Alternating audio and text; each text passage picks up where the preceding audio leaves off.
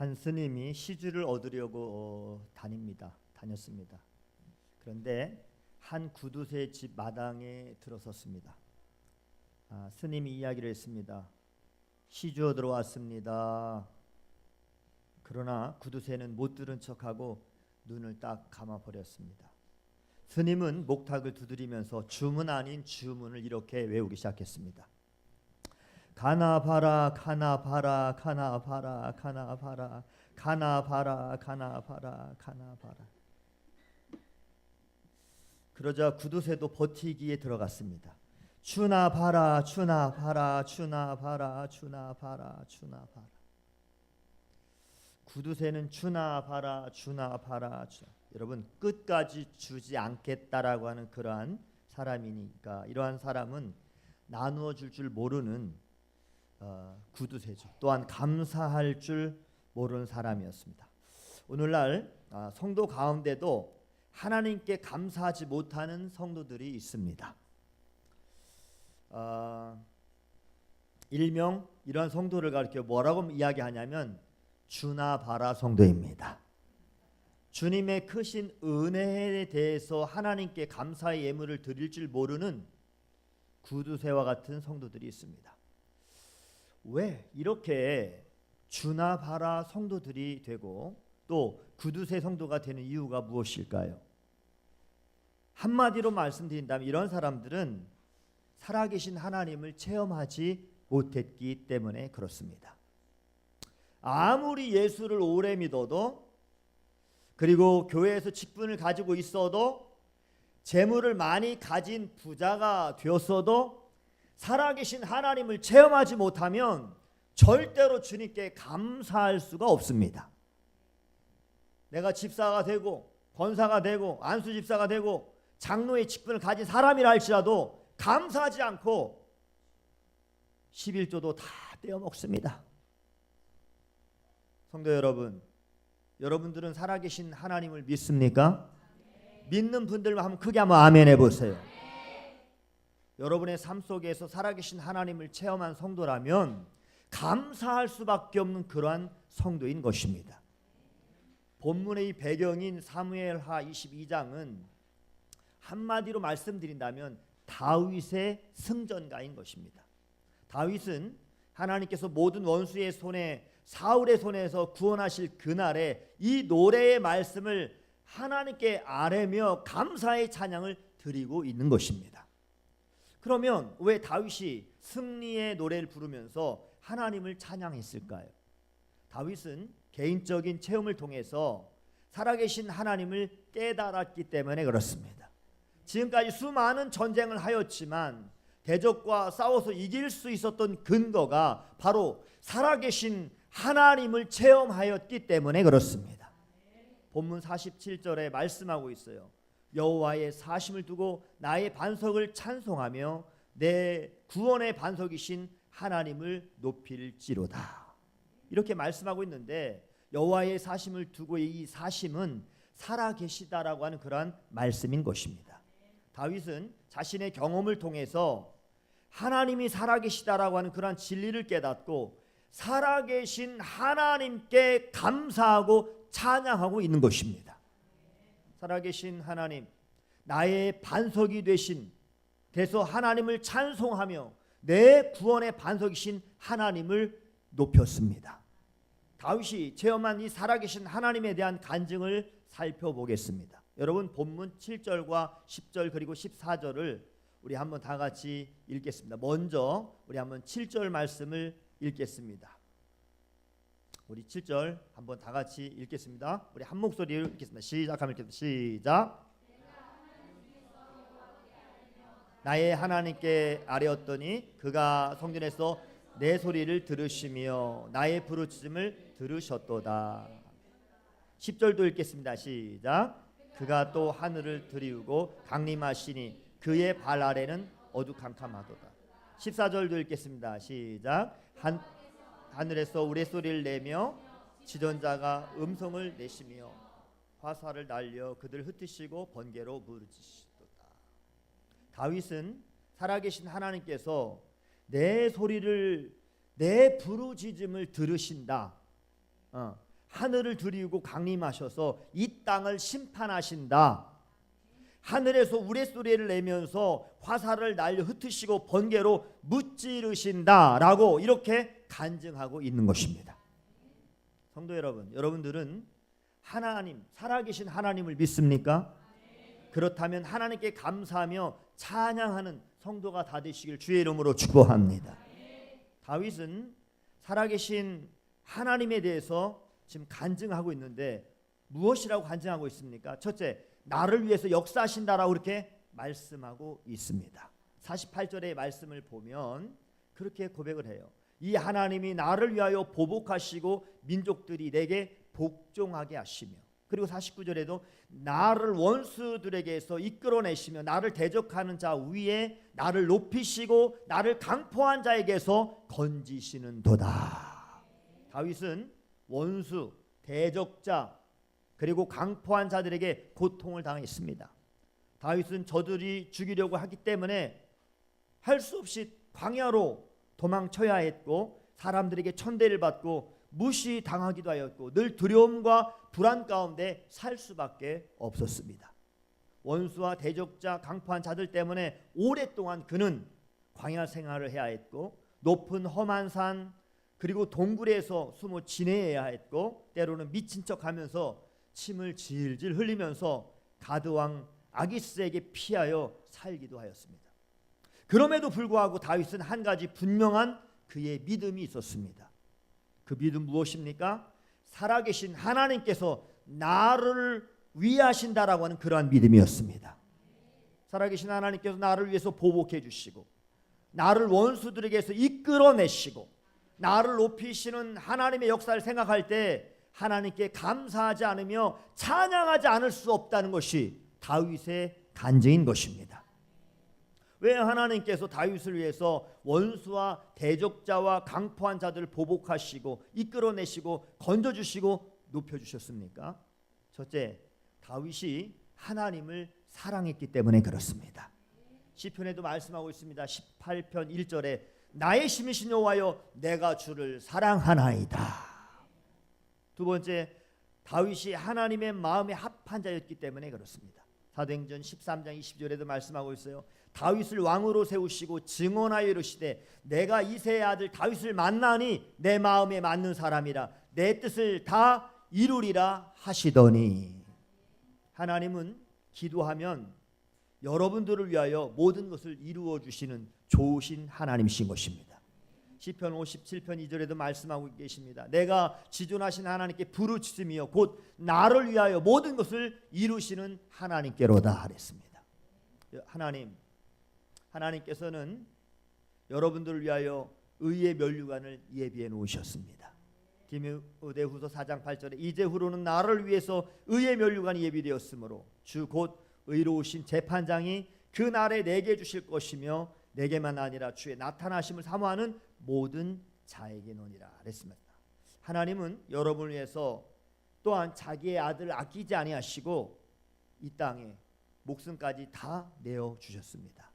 로마서 8장 31절에도 말씀했어요. 그런즉 이 일에 대하여 우리가 무슨 말을 하리요? 만일 하나님이 우리를 위하시면 누가 우리를 대적하리요?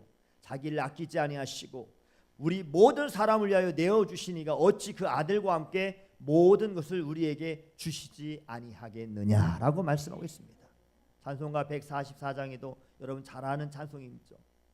예수 나를 위하여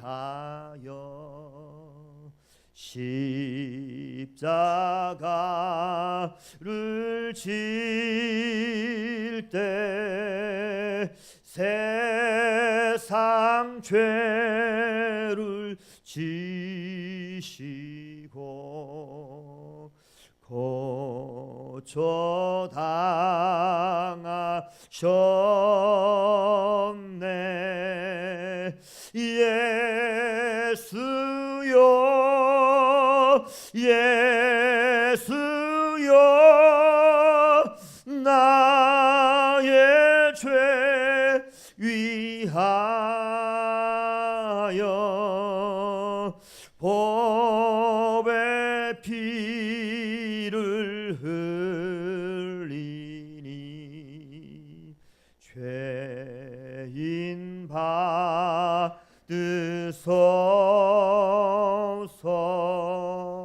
할렐루야. 성도 여러분, 하나님은 저와 여러분을 위하여 역사하심을 믿으시기를 바랍니다. 저와 여러분을 위해서 하나님의 아들을 아끼지 아니하시고 보내주신 하나님, 뿐만 아니라 그 아들 예수님과 함께 모든 것을 우리에게 복되게 주시는 하나님이십니다. 두 번째로 다윗은 살아계신 하나님에 대해서 자기를 위해서 인자를 영원히 베푸신다라고 그렇게 간증을 하고 있어요. 본문 51절에도 여호와께서 그의 왕에게 큰 구원을 주시며 기름 부은 받은 자에게 인자를 베푸시며 영원토록 다윗과 그 후손에게로다 하였도다 그랬습니다. 인자는 헤세드라고 하는 말입니다. 이 뜻은 하나님께서 언약에 근거하여 베푸시는 은혜와 사랑을 말하고 있는 것입니다. 다윗이 왕이 되었을 때 선지자 나단에게 사무엘하 7장 2절에 이렇게 말씀하고 있습니다. 백향목 궁에 살거들 하나님의 궤는 휘장 가운데 있도다. 하나님은 다윗의 성전을 건축하고자 하는 하나님의 성전을 건축하고자 하는 그러한 다윗에게 하나님의 언약을 맺으셨어요. 역대하 7장 18절에 내가 내 나라 왕위를 견고하게 하되 전에 내가 내 아버지 다윗과 언약하기를 이스라엘을 다스릴 자가 내게서 끊어지지 아니하리라 할지라 이렇게 말씀하고 있습니다. 그러니까 다윗과 언약은 이스라엘을 다스릴 자가 다윗의 자손 중에서 끊어지지 않겠다라고 하는 하나님의 놀라운 언약이었던 것이죠. 다윗은 살아계신 하나님의 이 언약궤가 그래서 휘장 가운데 있는 것이 늘 마음이 아팠어요. 자기는 지금 백향목 가운데 지은 그러한 여러분 궁정에 살고 있었지만 하나님의 여러분 법궤가 언약궤가 휘장 가운데 있는 것이 너무너무 마음이 아팠던 것입니다. 그래서 살아계신 하나님의 거하실 성전을 건축하고자 그렇게 했습니다. 다윗의 마음을 아신 하나님께서 다윗과 언약을 베풀어 주신 것이죠. 살아계신 하나님은 다윗과의 이 언약을 여러분 반드시 이루시는 분인 것을 믿으시기를 바랍니다. 살아계신 하나님은 다윗에게 인자 즉 언약적 은혜와 사랑을 영원토록 베풀어 주셨다라고 이 약속하고 있는 것입니다. 그래서 다윗에게 큰 구원을 주시고 기름 부어 이스라엘 왕이 되게 하셨던 것입니다. 또한 그 후손에게 왕이 끊어지지 않도록 계속해서 하나님은 다윗의 자손을 축복해 주셨습니다. 여러분 하나님께서 베푸신 이 하나님의 구원의 역사는 다윗의 당대로 끝나는 것이 아니었습니다.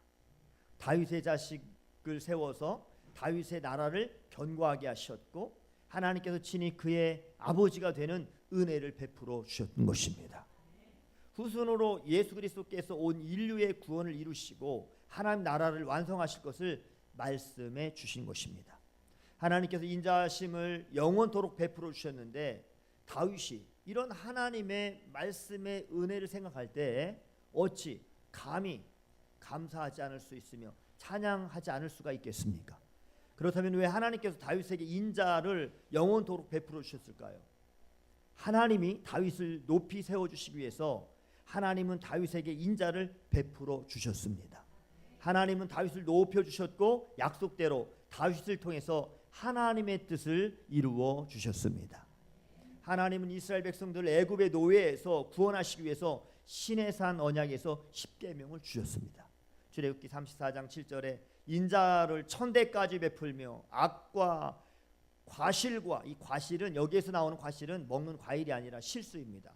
악과 과실과 죄를 용서하리라. 그러나 벌을 면제하지는 아니하고 아버지의 악행을 자손 3대까지 보응하리라. 이렇게 말씀했어요. 하나님은 이스라엘 백성에게 인자를 1000대까지 베풀어 주셨습니다. 그래서 광야에서 이스라엘 백성들이 원망했고 때로는 불평을 했어요. 그렇게 했을지라도 하나님은 생수를 주셨습니다. 매일같이 만나를 내려주셨고 40년 동안 낮에는 구름 기둥으로 밤에는 불 기둥으로 눈동자처럼 40년 동안 신발이 닳지 않도록 옷이 헤어지지 않도록 하나님께서 그들을 지켜주셨던 것입니다. 하나님의 거룩한 백성으로 삼으신 이스라엘 백성들이 죄를 지었어요. 안 진 게 아니에요. 죄를 지으며 때로는 우상을 숭배해서 바벨론의 포로가 되었음에도 불구하고 하나님은 또 그들에게 은혜를 베풀어 주셔서 그들을 구원해 주셨습니다. 성도 여러분, 하나님께서 우리에게 베푸신 인자하심이 영원함을 믿습니까? 주의 인자를 끊임없이 감사하면서 찬양하는 그러한 저와 여러분 되시길 주의 이름으로 축복합니다. 어떤 어둠과 절망과 고통의 자리에서도 영원토록 베풀어 주시는 하나님의 인자하심을 믿고 감사하는 저와 여러분 되길 주의 이름으로 축복합니다. 감사해야 되죠. 늘 감사해야 돼요. 외국에 있는 슈트 아트라고 하는 분은 태어날 때부터 심한 심장병으로 엄청나게 많은 고생을 하고 있었는데, 그가 교회에서 가장 듣기 싫은 설교가 뭐냐면 이런 내용이 있어요. 범사에 감사하라. 범사에 감사하라. 목사님께서 전하시는 그런 설교 말씀을 들을 때마다 왠지 모르게 그는 마음속에 막 반발심이 일어나가지고 반발심이 생겨서 자기도 나처럼 심장병 알아보라지. 그러면 절대 그런 설교는 할 수 없을 거야. 못할 거야 라고 하면서 목사님을 비웃었습니다. 그 마을에서 리 부부라고 하는 그러한 부부가 살고 있었는데, 이 리 부부는 슈트 아트에게 이렇게 권면을 했습니다. 심장병을 고치는 길은 바로 하나님께 감사하는 것입니다 라고 그렇게 권면을 해줬어요. 그 말을 들은 슈트 아트는 그래서 감사할 조건을 찾고자 자꾸만 감사하기 시작했습니다. 그랬더니 감사하고 감사했더니 이상한 일이 일어났습니다. 차츰차츰 자기 마음속에 일어났던 이 불평이 어디론가 싹 사라지고 감사하는 빈도가 많아지면서 자기도 모르는 사이에 건강이 점점 좋아지고 있다는 것을 느꼈습니다. 이 부부는 또 이렇게 충고를 하는 거예요. 이제는 자연의 아름다움을 보면서 감사해 보십시오. 이렇게 이야기를 해줬어요. 그래서 그 충고대로 그는 감사하기 시작했습니다. 꽃을 보면서 감사하고, 새를 보면서 감사하고, 맑은 하늘을 보면서 감사하고, 구름을 보면서 감사하고, 푸른 잎새를 보면서 감사하고 찬양하기 시작했습니다. 그랬더니 무뎌졌던 온 몸의 오간이 찬양으로 가득 차는 것을 느끼기 시작했습니다. 이번에는 슈트 아트에게 이렇게 얘기하는 거예요. 이제는 이웃들 다 불러 모아가지고 하나님이 당신에게 얼마나 큰 은혜를 주시며 사랑하는지를 고백하면서 감사의 간증을 하라고 그렇게 이야기를 했습니다. 그러나 그것은 참 할 수가 없었습니다. 왜냐하면 아직도 건강이 완전하게 회복되지 못했기 때문에 그렇습니다. 만약에 지금 물론 좀 좋아졌지만 혹 재발하면 어쩌나 하는 그런 두려움 때문에 이웃을 초청할 수가 없었습니다. 리 부부가 하도 강조하니까 하루는 온 동네 사람들을 전화로 다 불러 모아가지고 하나님이 주신 은혜와 사랑을 감사했고 고백하면서 그는 간증하기 시작했습니다. 그런데 이때 놀라운 일이 일어났습니다. 슈트 아트의 이 감사의 고백과 간증을 들은 많은 사람들이 은혜를 받고 함께 하나님을 찬양하게 되었습니다. 마치 덮였던 뚜껑이 그냥 활짝 열리고 그 속에서 생수가 막 뿜어 올라온 것을 슈트 아트는 느꼈던 것입니다. 그것은 37년 만에 얻은 큰 평안과 넘치는 기쁨이었습니다. 그래서 슈트 아트의 얼굴이 밝아지면서 마음의 갈등이 사라졌고, 그러던 어느 날 그녀를 그처럼 괴롭혀왔던 심장병과 가난이 여러분 순식간에 딱 떠나가는 그러한 놀라운 체험을 하게 되었던 것입니다. 감사는 혼자 하는 것이 아니라 많은 사람들 앞에서 해야 하는 것입니다. 50절에로 이렇게 말씀하고 있어요. 이러므로 여호와여, 내가 모든 민족 중에서 주께 감사하며 주의 이름을 찬양하리이다. 찬양의 대상은 누굽니까? 하나님입니다. 하나님. 찬양의 무대는 집이 아니고 성전이 아니었습니다. 찬양의 무대는 온 이스라엘이요 열방의 모든 민족이었습니다. 다윗은 하나님의 구원의 역사가 열방의 모든 민족에게 알려지기를 원했던 것입니다. 하나님은 나의 하나님, 이스라엘의 하나님만이 아니라 열방의 모든 백성의 하나님으로 높여지고 경배되기를 바랬던 것입니다. 왜 다윗이 내가 모든 민족 중에 주께 감사하며 주의 이름을 찬양하리라 그렇게 말했을까요? 바로 하나님을 바로 깨닫고 체험하고 하나님을 바로 알았기 때문에 그렇습니다. 하나님은 이스라엘 백성들뿐만 아니라 이 땅의 모든 민족의 하나님이라고 하는 그런 사실을 바로 알았기 때문에 그렇습니다. 하나님은 이 땅의 모든 민족을 구원하고 거룩한 하나님의 백성으로 하나님께 감사하고 찬양하도록 하기 위해서 다윗의 후손으로 독생자 예수님을 이 땅에 보내주신 것입니다. 사도행전 17장 25절에도 말씀하고 있어요. 또 무엇이 부족한 것처럼 사람의 손으로 섬김을 받으시는 것이 아니라 이는 만민에게 생명과 호흡과 만물을 친히 주시는 이심이라, 이렇게 말씀해 주셨습니다. 맞습니다. 하나님은 만민에게 생명과 호흡과 만물을 친히 주시는 하나님이십니다. 성도 여러분, 다윗의 고백이 이러한 여러분들의 고백이 되기를 축복합니다. 여호와여, 내가 모든 민족 중에서 주께 감사하며 주의 이름을 찬양하리이다. 우리 한번 고백합시다. 여호와여, 여호와여, 내가 모든 민족 중에서 주께 감사하며 주의 이름을 찬양하리이다. 아멘. 사랑하는 성도 여러분, 이제 우리는 추수감사주일이 얼마 남지 않은 그러한 시점에서 여러분 혼자만의 감사가 아니라, 교회에서의 감사가 아니라 모든 민족 중에 감사함으로 로마서 15장 11절처럼 모든 열방들아 주를 찬양하며 모든 백성들아 그를 찬송하라 라고 말씀하신 것처럼, 여러분 구원의 하나님을 높이기 위해서는 모든 민족 중에서 감사해야 될 줄로 믿습니다. 나를 구원하신 하나님께 감사하시고, 또 인자를 영원토록 베풀어 주시는 하나님 앞에 우리가 영원토록 감사하는 성도가 다 되시기를 주의 이름으로 축복합니다. 기도하시.